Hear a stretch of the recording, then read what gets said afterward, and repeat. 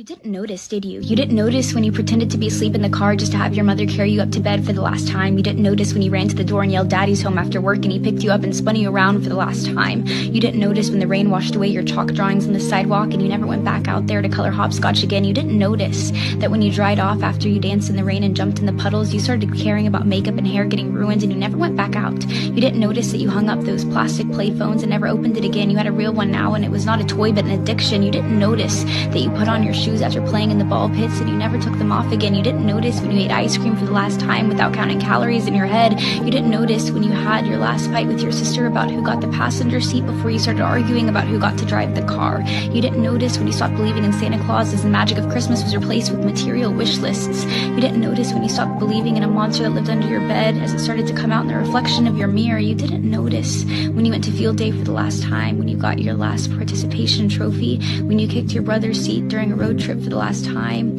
when you had your last play date with your Barbies, when you had your last Disney movie night with your family. You didn't notice that grandparents don't last forever. You didn't notice that your childhood cat wasn't eternal. You didn't notice your parents are growing up too. You didn't notice it, do you?